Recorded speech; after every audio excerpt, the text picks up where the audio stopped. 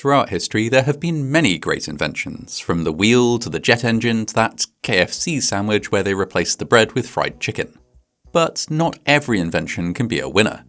There are bound to be some duds along the way. Ideas that seem great at the time, but which in retrospect are easy to recognize as just really, really dumb. So that's what this video is. 6 of the stupidest inventions from the olden days, all of which, more or less, someone somewhen in history took a gander at the plans for and thought to themselves, yes, this is the future.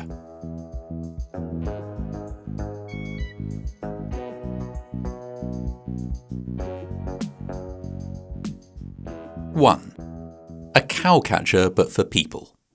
Meet Mary Ward, an Irish scientist who has the dubious honour of being the very first person in history to be run over by a car. This was, it might surprise you to learn, in 1869, and the car in question was an experimental steam-powered device put together by her cousins. Mary was riding on it when she fell off and was crushed beneath the wheels of industry. R.I.P. Mary. But the point is this: the invention of the car, and in particular the later invention of the petrol-powered car, created a host of alarming new dangers. Now that people could zip about from place to place at speeds that would have given our caveman ancestors a coronary, how could we prevent them from taking out pedestrians along the way?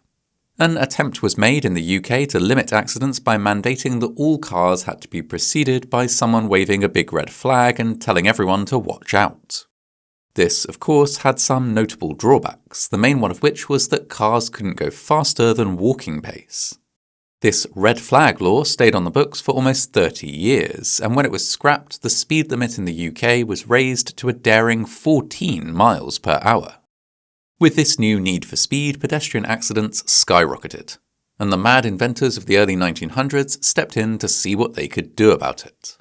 One solution was our first dumb invention, a cow catcher for pedestrians. Cow catchers had long been attached to the front of trains to scoop cattle out of the way of speeding steam engines. So why not do the same, but with pedestrians for cars? Well, the simple answer to that question is that cow catchers are designed to protect the train, not the cow. In order for the human version to work, a whole host of criteria had to be met. First and foremost, the driver had to pull a lever to activate it at just the right time, and the car also had to be going very slowly, and the pedestrian in question had to, not mind being scraped along the ground for a bit until the driver finally came to a stop. The cow catcher for humans, alas, never caught on. Cars got a lot safer as the years went by, but for the most part they only really got safer for the people inside them. Maybe it is time to revisit this invention after all. 2. The telescopic briefcase. Nowadays, an anti-theft bag is usually one that's quite tough, can't be cut through, and maybe has a locking zipper. The 1950s, however, had a very different vision for what constitutes anti-theft. Around this time, inventors the world over were coming up with all sorts of ideas for how to prevent your briefcase from being nicked, and/or how to inflict Home Alone levels of cartoon violence on anyone who did try and have it off you. Ideas were floated, including having the bag just full-on explode when parted from the wearer, to the somewhat milder setting off a smoke bomb, to one invention which simply caused the bottom of the bag to fall out when it was grabbed, spewing your possessions all over the pavement. But my favourite has to be this one, proposed in the early 1960s. This anti-theft case comes with 3 telescopic legs. When the bag is grabbed by a would-be thief, there's a 2-second delay and then the legs shoot out violently in all directions. At the same time, the handle of the bag crunches in, crushing the burglar's fingers and locking the bag to their hand. The end result is that they can't let go of the bag, but they also can't get through a door or into a car, leading to a nice, easy arrest, assuming none of the telescopic legs have fatally impaled the thief on their way out. It looks comical, and that's because it is comical. The idea never caught on, and today we rely on dye packs and trackers to protect really valuable cargo. Although just once I'd like to see a bank heist that ends with the robber getting stuck in a doorway with a telescopic briefcase. 3. Baby cages. Babies are not known for their viciousness or fighting prowess, and so it's not normally considered necessary to keep them locked in cages. Even very aerodynamic babies average a slower speed than an 1870 automobile, and most of them don't even have any teeth with which to bite you. So why were so many people in the 1920s putting their babies in cages? And more to the point, why were these cages then shoved out of windows in the most precarious manner imaginable? Well, it comes down to the idea that fresh air is good for a growing kid, and also the fact that fresh air was in short supply in crowded cities. The baby cage was an invention designed to allow you to air out your infant by turning any window into a tiny, terrifying balcony playpen. As dangerous as they might look though, there are no records of fatalities related to baby cages, either from a baby falling to its doom or a cage tumbling from a window and taking out a pedestrian on the street below. People in the 1920s weren't stupid, and they knew that this was potentially dangerous, so cages were generally engineered to a very high, very secure standard.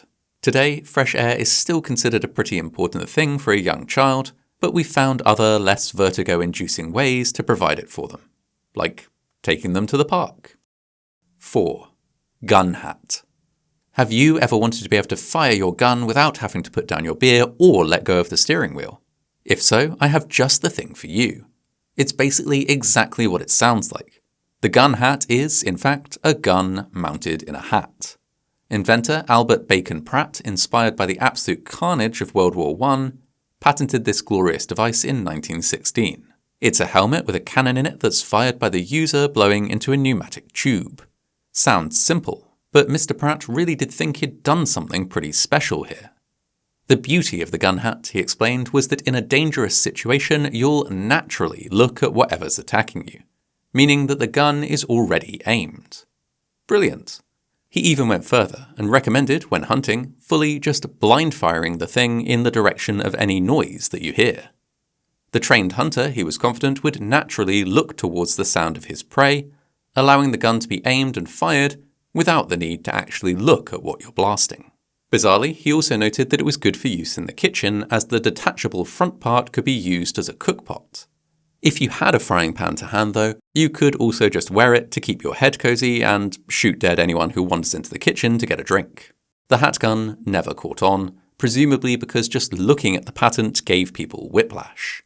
Another brilliant idea consigned to the history books. Sorry, Mr. Pratt, it just wasn't to be. 5. The confession skeleton. Today, we have the notoriously unreliable lie detector for scaring a confession out of someone, but before the polygraph made its debut, interrogators were forced to improvise. And oh boy, improvise they did. That's how we got this demonic, skeleton-based confession booth.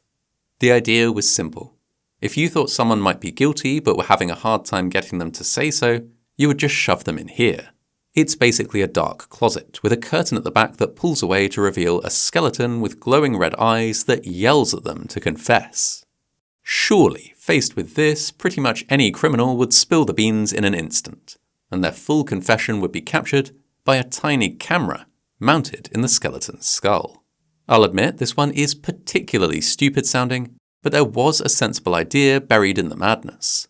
The inventor, Helene Adelaide Shelby, knew that confessions which had been coerced from a subject couldn't be used in court. Her pet theory was that it wouldn't count as coercion if the bandit was blurting out a confession in terror to what they believed to be an apparition from beyond the grave. Alas, and sort of obviously, she was wrong. The skeleton confession booth never saw the light of day, at least not until 2020, when ageless YouTube legend Tom Scott had one built and tested it out and found that it was rubbish. 6. The severe burns dispenser. When you're on a long drive, what could be better than a scalding hot cup of coffee prepared fresh on the very dashboard of your car? This was the value proposition made by Volkswagen in 1959 when they offered this in-car coffee maker as an optional add-on for the VW Beetle. I'm going to let this percolate for a moment. See if you can work out what the main issue would be with this brilliant new time-saving device. Got an idea? Great. If you said third-degree burns, you'd be absolutely right. Having a container full of boiling coffee mounted on the dash seems like a terrible idea, although maybe Volkswagen were counting on the proximity of a large quantity of scalding liquid, making their customers into much more cautious drivers. Either way, the machine reportedly made extremely mid coffee, was incredibly expensive, and was only manufactured in very small numbers, more or less as an advertising gimmick. The number of actual cups of coffee made and consumed in this fashion throughout history is probably in single digits. I can't find any accounts of it killing anyone either though, so as in-car accessories go, not the worst. For those who prefer their coffee served in a container rather than splashed all over their face and body when they go over a speed bump, the humble cup holder is probably the way to go. 7. The Isolator. Okay, it's time to lock in and get some work done. If this was 1925, you might do that by donning this marvellous machine. It's called the Isolator, and it's the invention of one Hugo Gernsback, famed Sci-Fi editor and publisher. Mr. Gernsback dabbled with invention in his spare time, and he was actually pretty good at it. He even came up with what could loosely be seen as a very early precursor to the Apple Vision Pro, which somehow, despite being cobbled together in the early 1900s, still managed to look better than that weird eye thing the Apple does. Anyhow, we're not here to talk about his TV goggles. We're here to talk about his Isolator, a giant wood and felt helmet that could be strapped on when the wearer really needed to focus. The super creepy looking hat blocked out most sound and narrowed the user's vision to what was directly in front of them, allowing them to really tune in and ignore distractions. And a good thing too, because most wearers wouldn't have time to get distracted. If they didn't finish what they were doing and whip off the helmet within about 15 minutes, they'd start to run out of oxygen in there.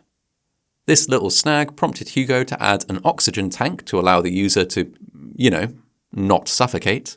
That done, he called it a good one, sold a sum total of 11 of them, and then retired the invention forever to focus on his electric hairbrush. A shame. How different a future would we be living in if everyone was rocking one of these on their daily commute? Anyhow, that's all the inventions I have for you today. Fun, weren't they? The fact is, though, that these patently silly devices probably didn't seem all that silly when they were first dreamt up. Back then, nobody knew what the future would look like. Nobody knew what would work and what wouldn't. They just had to try each idea as it came to them and see which ones worked out. The simple fact is that many inventions that have gone on to shape the modern world were mocked when they were first conceived. Famously, Western Union dismissed the newfangled idea of the telephone as a useless toy when it was first brought before them. They couldn't imagine what purpose it would serve when the good old telegraph had electronic communication covered. The telephone stood the test of time, and we now know it was a good idea. These inventions, well, they didn't pan out, but each one of them was a worthy attempt at something new, and the inventors all deserve a little bit of admiration. For daring to try, for taking a risk, for suggesting something new. These were all flops, sure, but they were in and of themselves beautiful attempts at something new. Apart from the skeleton thing, that one's just silly.